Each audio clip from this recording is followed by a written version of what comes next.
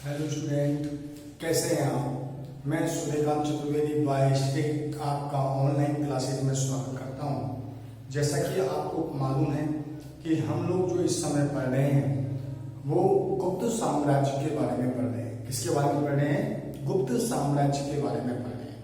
हमने गुप्त साम्राज्य के शासकों के बारे में पढ़ लिया था। अब हम जिस टॉपिक को पढ़ने जा रहे हैं वह है गुप्त प्रशासन। क्या नाम है टॉपिक का? गुप्त प्रशासन।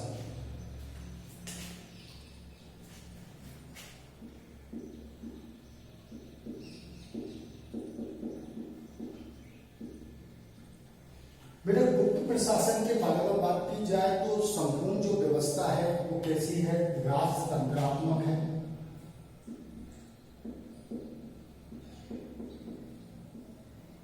शासन की व्यवस्था किस तरीके की चलती है? राजतंत्रात्मक चलती है।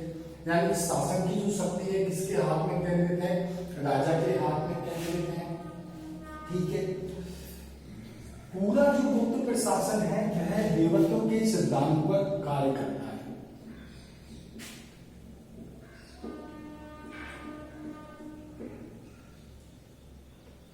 किस पे काम करता है? देवत्व के सिद्धांत पर पूरा गुप्त प्रशासन काम करता है। देवत्व के सिद्धांत पर राजाओं के गुप्तकालीन शासन व्यवस्था का प्रचलन था। राजा के द्वारा जो उपाधियां ग्रहण की जाती थी, यानी कि शासक के द्वारा उपाधियों को ग्रहण जो किया जाता था, शासक जिन उपाधियों को ग्रहण करता था उनमें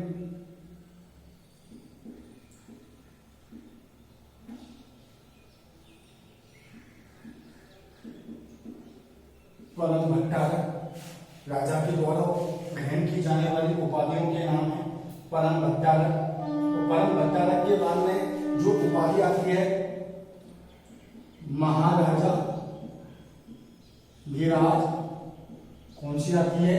महाराजा धीराज की उपाधि आती है। महाराजा धीराज की उपाधि के बाद में परमेश्वर,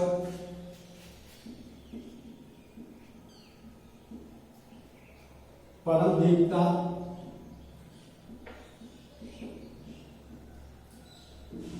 देखिए गुप्तकालीन प्रशासन है वो केंद्रीकृत शासन व्यवस्था थी। जो टोटली जो शासन था वो राजतंत्रात्मक सिद्धांत पर आधारित था।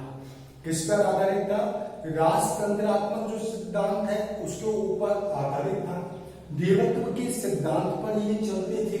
शासक के द्वारा जो उपाधियां दी जाती थी, परम भट्टारक, महाराजा धीराज, परमेश्वर, परम देवता आदि की उपाधियों को वह क्या करता था? धारण किया करता था। दूसरी चीज अगर बात की जाए तो राजा की तुलना कुबेर, वरुण, इंद्र, यमराज से की गई थी।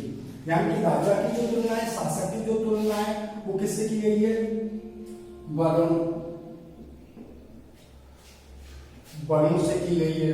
वरुण के साथ में जो तुलना की जा रही है वो किस किस के साथ में की जा रही है? कुबेर,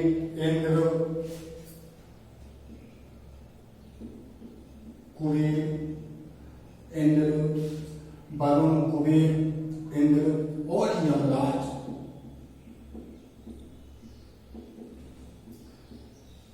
के साथ में शासक की तुलना की जाती थी। ठीक है। गुप्त शासकों ने अपने साम्राज्य को के भीतर छोटे छोटे राजाओं पर शासन किया। अधिकतर जो भाग था वो सामंतों के अधीन था। यानी गुप्त जो शासक है उन्होंने किसके ऊपर शासन किया है? छोटे छोटे राजाओं पर शासन किया है। इन पर शासन किया है? राजाओं पर शासन किया है। यानी कि अगर देखा जाए तो ये पूरी शासन व्यवस्था है, इसके अंदर सामंत जो हुआ करते थे ये महत्वपूर्ण अंग हुआ करते थे। सामंतों पर नियंत्रण हुआ करता था। सामंतों के माध्यम से शासन किया जाता था। ये जो सारी चीजें हैं वो हमको देखने को मिलती हैं। सामंतों के अधिकांश भाग सामंतों के अधीन थी। ठीक है। अगर कुल मिला के बात की जाए तो शासन की व्यवस्था कुछ इस तरीके से चलती थी जिस शासन को हम तरीके से हम कर सकते हैं। तो बेटा हम जो पढ़ रहे हैं वो किसके बारे में पढ़ रहे हैं? गुप्त प्रशासन के बारे में बात कर रहे हैं। जो कैसा था? राजतंत्रात्मक था, देवत्व के सिद्धांत पर आधारित था, शासक उपाधियों को धारण किया करते थे। ठीक है। परम भट्टारक, महाराजा धीराज, परमेश्वर, परम देवता आदि उपाधियां थी। ठीक है, प्रशासक की जो तुलनाएं वरुण, देव, कुबेर, इंद्र और यमराज से की जा रही थी। ठीक है, यहाँ छोटे छोटे जो राजा थे वो गुप्त साम्राज्यों के अधीन थे। सामंतों के पास अधिकांश क्षेत्र सामंतों के अधीन हुआ करता था। जो सामंत उनका महत्वपूर्ण रूप से योगदान हुआ करता था। प्रशासनिक इकाइयों के अंदर देखा जाए, पदाधिकारियों के बारे में देखा जाए, उनके कार्यों के बारे में देखा जाए, तो यहाँ पर हमारे सामने उभर कर जो सामने आता है उसके अंदर बात की जाए तो सामान्य कुछ इस तरीके से होता है।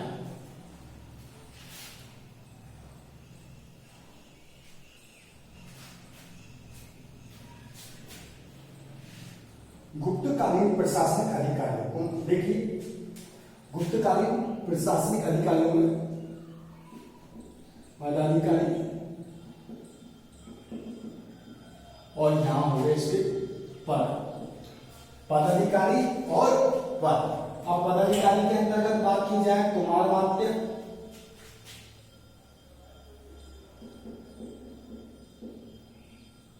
पहला कौन सा आ गया? कुमारवात्य आ गया। अब कुमारवात्य कौन था? संपूर्ण प्रशासनिक अधिकारी यानी उच्च पदों पर नियुक्त किया जाने वाला अधिकारी था, सर्वोच्च प्रशासनिक अधिकारी। कुमारवात्य कौन था? सर्वोच्च प्रशासनिक अधिकारी।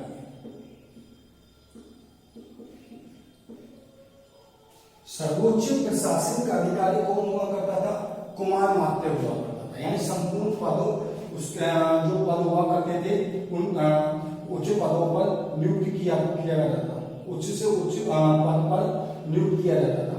उसके बाद आता था महाप्रतिहार। महाप्रतिहार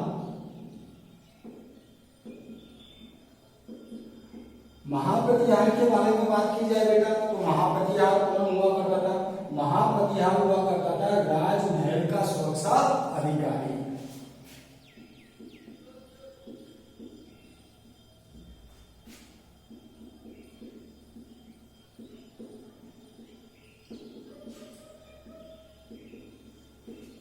राजमहल का सुरक्षा अधिकारी कौन हुआ करता था? महाप्रतिहार हुआ करता था। ठीक है, तीसरा आता है महासंधि विग्रहिक। और तो महासंधि विग्रहिक हुआ करता था वो कौन हुआ करता था?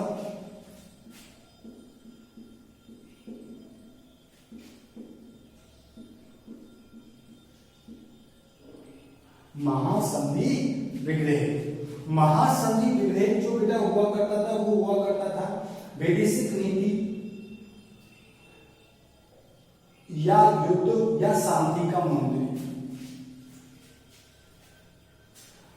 वैदेशिक नीति, युद्ध या शांति का मंत्री।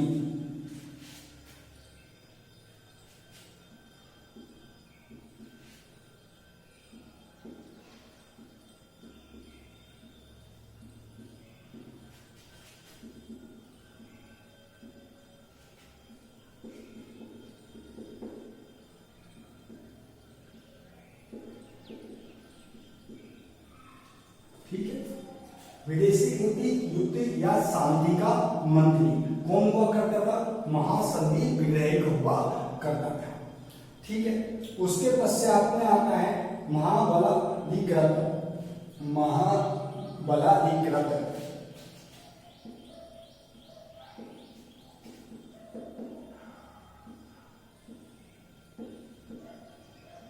महाबलाधिकृत कौन हुआ करता? महाबलाधिकृत वह हुआ करता था जो सैनिक अधिकारी हुआ करता था।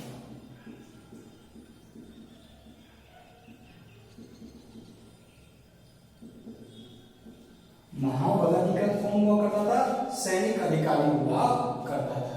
ठीक है, उसके बाद हुआ करता था दंड पाशिक।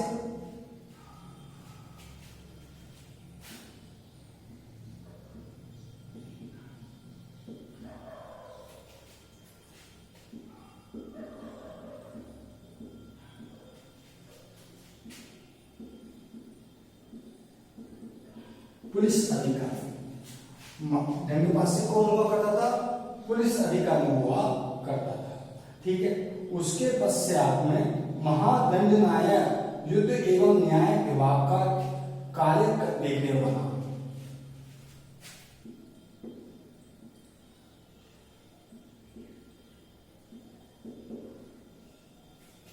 नेक्स्ट कौन हो गया? महादंड नायक। महादंड नायक कौन हो गया? युद्ध में न्याय विभाग का कार्य देखने वाला।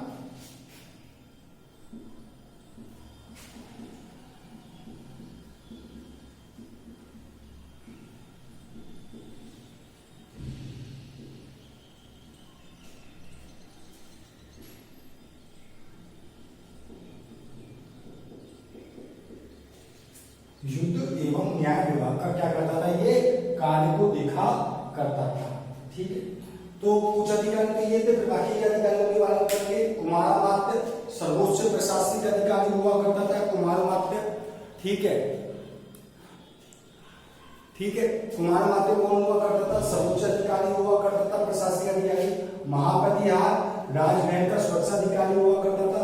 महासचिव विग्रह विदेशी नीति युद्ध एवं शांति का मंत्री हुआ करता था। महाबलाधिकृत सैनिक अधिकारी हुआ करता था। दंडपाशिक पुलिस अधिकारी हुआ करता था। और उसके बाद महादंड नायक युद्ध एवं न्याय विभाग का कार्य देखने वाला मंत्री हुआ करता था। तो ये व्यक्ति कौन हुआ करते थे? पदाधिकारी हुआ करते थे। उसके पश्चात में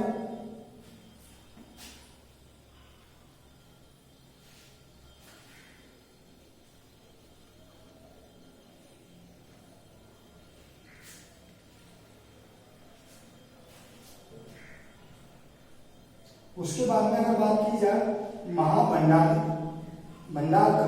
भंडागाराधिकृत।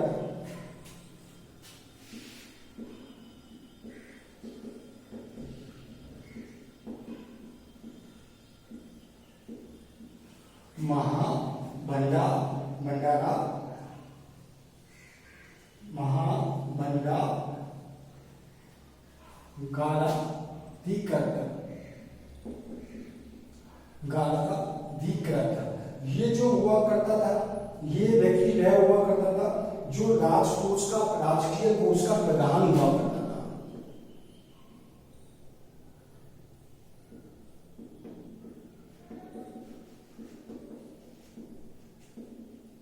कौन हुआ करता था?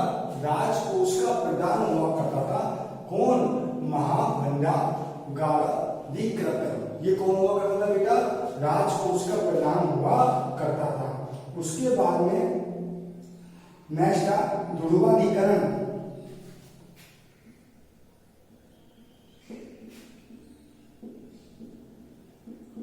नेक्स्ट कौन हुआ करता था? ध्रुवाधिकरण। ध्रुवाधिकरण कौन हुआ करता था? कर वसूली विभाग का प्रधान।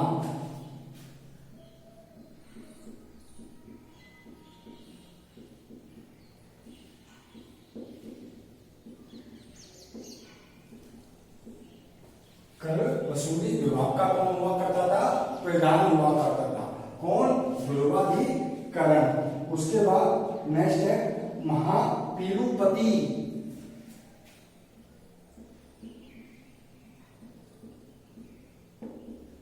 महापीलुपति।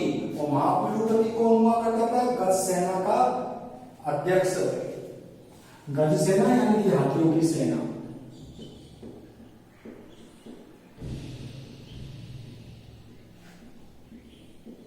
गज सेना का अध्यक्ष।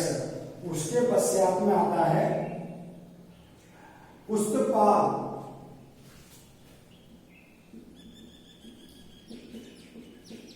जमीन का लेखा जोखा रखने वाला।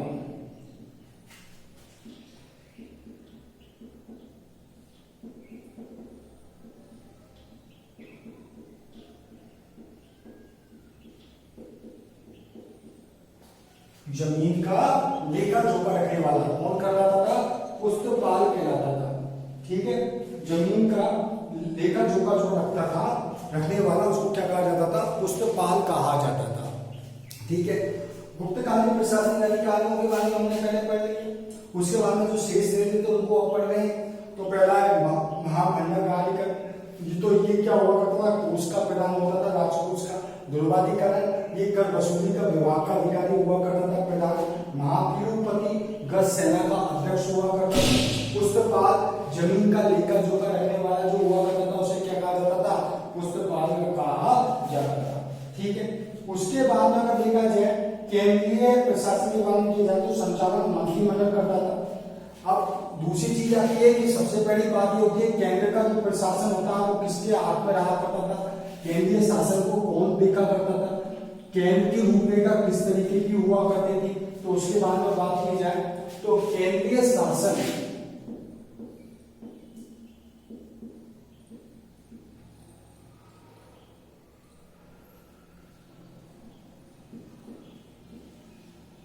केंद्रीय जो शासन हुआ करता था उसका सर्वोच्च अधिकारी जो हुआ करता था वो सर्वोच्च अधिकारी जो केंद्रीय मंत्रिमंडल का सर्वोच्च अधिकारी हुआ करता था वो हुआ करता था सम्राट। कौन हुआ करता था, सम्राट। ये पूरी केंद्रीय मंत्रिमंडल का क्या हुआ करता था, अधिकारी सम्राट हुआ करता था। ठीक है, जिसमें आमंत्रण सचिव मंत्री होते थे। अब इस केंद्रीय जो मंत्रिमंडल है इसमें कौन हुआ करते थे, आमंत्य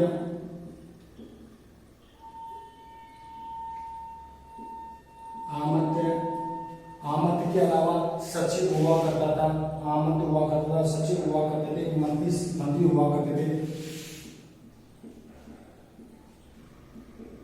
मंत्री हुआ करते थे और प्रमुख अधिकारी हुआ करते थे।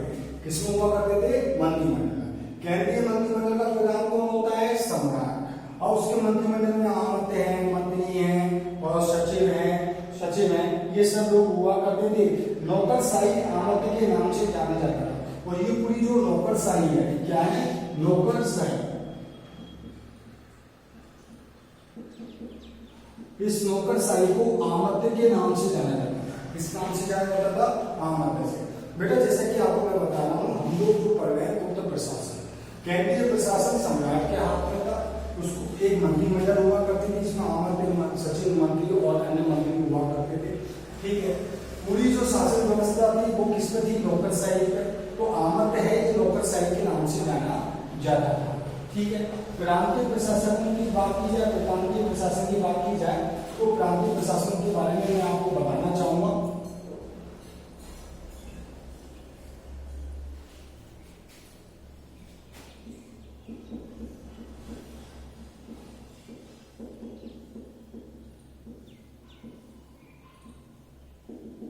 प्रांतीय जो प्रशासन है, प्रांतीय प्रशासन को प्रशासनिक सुविधा की दृष्टि से गुप्त साम्राज्य में कई प्रांतों में बांटा गया था जिन्हें भुक्ति कहा जाता था। देखिए, प्रांतीय प्रशासन को क्या किया था, सुविधा की दृष्टि से अनेक भागों में बांटा गया जिन्हें क्या कहा जाता था, भुक्ति कहा जाता था। क्या कहा जाता था बेटा, भुक्ति। प्रांतों को क्या कहा जाता था, भुक्ति। यानी कि सुविधा की दृष्टि से शासन को तरीके से चलाया जा सके, इसलिए इसको प्रांतों के काफी प्रांतों में बांटा गया, तो इसे क्या कहा गया, भुक्ति कहा गया।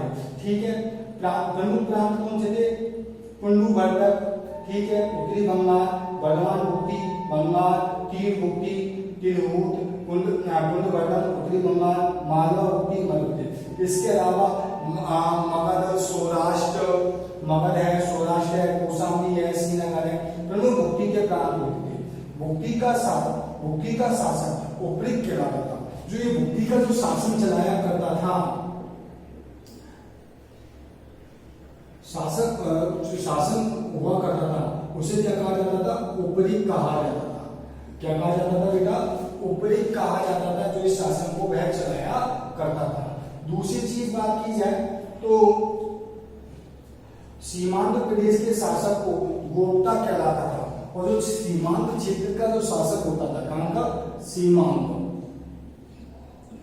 क्षेत्र का जो शासक होता था उसे क्या कहा जाता था, गोप्ता। क्या कहलाता था बेटा, वो गोप्ता कहलाता था। सीमांत क्षेत्र का शासक हुआ करता था। अब बात आती है हमारी स्थानीय स्वशासन, स्थानीय प्रशासन के बारे में। किसके बारे में आती है, स्थानीय प्रशासन। स्थानीय प्रशासन क्या होता है, जो स्थानीय स्तर पर होता है उसको क्या कहा जाता है, स्थानीय प्रशासन कहा जाता है।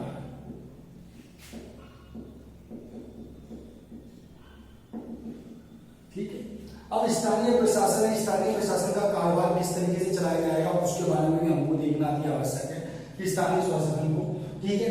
भुक्ति का विभाजन जनपद में किया गया जिसे विषय कहा जाता था, यानी कि जो भुक्ति थी, भुक्ति का विभाजन किसमें किया गया? जनपद में किया गया। किसमें किया गया? जनपद में किया गया। जनपद में जो इसका विभाजन किया गया इसको क्या कहा जाता था? जनपद के अंदर विभाजन किया इसको विषय कहा जाता था। क्या कहा जाता था? विषय कहा जाता था। भुक्ति का विभाजन जनपद में किया गया, इसे क्या कहा गया? विषय कहा गया। विषय के का जो शासन चलाया करता था उसे क्या कहा जाता था? विषयपति कहा जाता था।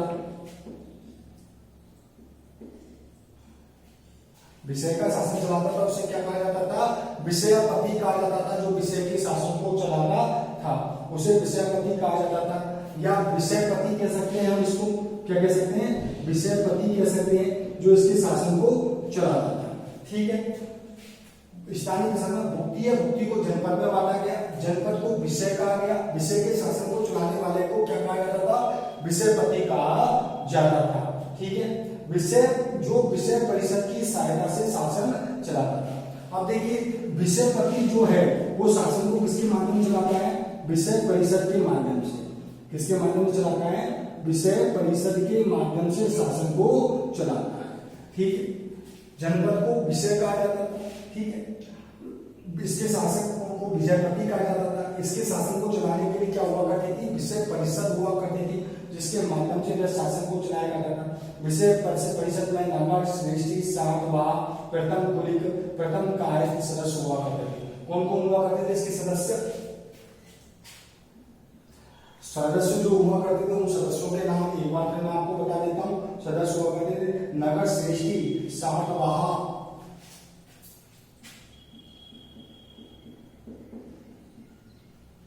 नगर श्रेष्ठी, सातवाह,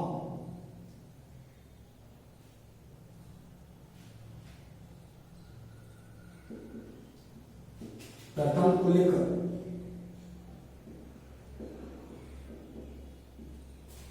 प्रथम कुलिक, नगर श्रेष्ठी, सातवाह, प्रथम कुलिक, और इसके अलावा जो शासन में सहयोग किया करता था प्रथम कुलिक एवं प्रथम कायस्थ,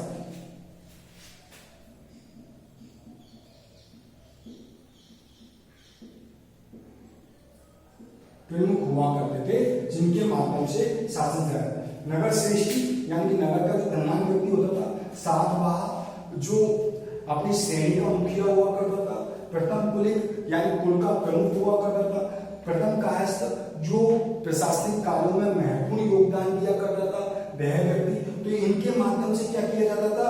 विषय परिषद का शासन को चलाया जाता था, ठीक है। विषय का विभाजन वीथी में हुआ और वीथी से छोटी इकाई पेड़ थी। देखिए अब विषय का विभाजन किसमें कर दिया गया? वीथी में, ठीक है। और वीथी से सबसे छोटी इकाई क्या हुआ करती थी? पेड़ हुआ करती थी, ठीक है। विषय का विभाजन किसमें किया गया? वीथी में किया गया, और वीथी से सबसे छोटी इकाई क्या हुआ करती थी? पेड़ हुआ करती थी। इस पेड़ के अंतर्गत पेड़ के माध्यम से हुआ करती थी। गुप्त काल में नगर पालिकाएं अस्तित्व में थी। अगर देखा जाए तो गुप्त काल के अंदर क्या थी? नगर पालिका हुआ करती थी। क्या हुआ करती थी? नगर पालिका हुआ करती थी, या फिर नगर का शासन चलाने के लिए एक तंत्र हुआ करता था जो सामान्यतः नगर पालिकाओं का जैसा हुआ करता था। जैसे आज नगर पालिकाएं होती हैं उसी तरीके से उस समय भी नगर पालिकाओं की तरह हुआ करती थी, और वो सामान्यतः नगर पालिकाओं की तरह ही शासन को चलाया करती थी, ठीक है। जिसके द्वारा नगरों का पुरपाल नगर के प्रमुख अधिकारी, इसके द्वारा नगरों का शासन चलाया जाता था। पुरपाल, अब यहाँ पर कौन होता था? पुरपाल, जो नगर का क्या होता था? अधिकारी हुआ करता था।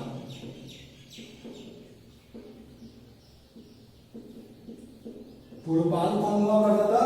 नगर का अधिकारी हुआ करता था, जो नगर के शासन को चलाया करता था। पेट अनेक गांवों के समूह को कहा जाता था। ये जो पेट है ये क्या हुआ करता था? अनेक गांवों के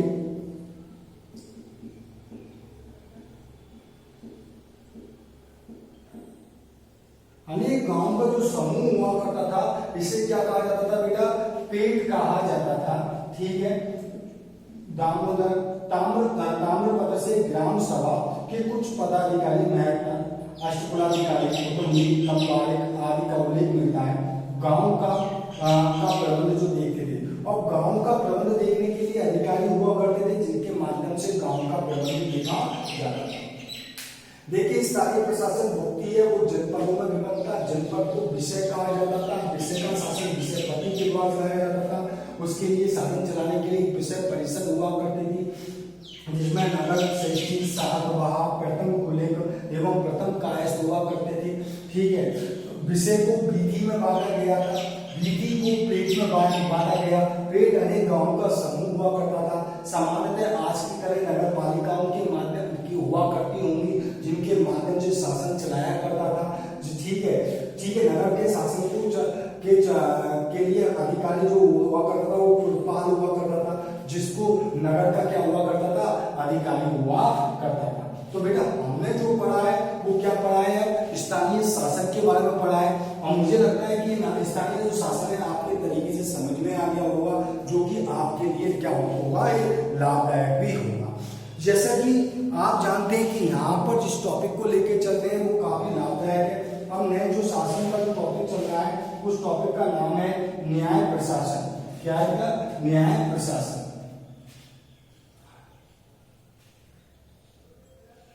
देखिए न्याय प्रशासन की बात की जाए तो न्याय प्रशासन के लिए मैं आपको बताना चाहूंगा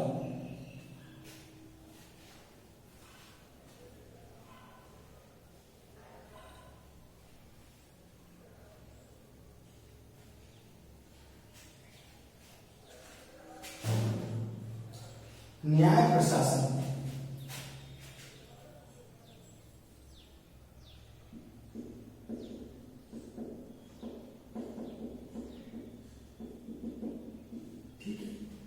न्याय प्रशासन के बारे में बात की जाए तो सम्राट सर्वोच्च न्यायाधीश हुआ करता था। जो सम्राट हुआ करता था वो क्या हुआ करता था, सर्वोच्च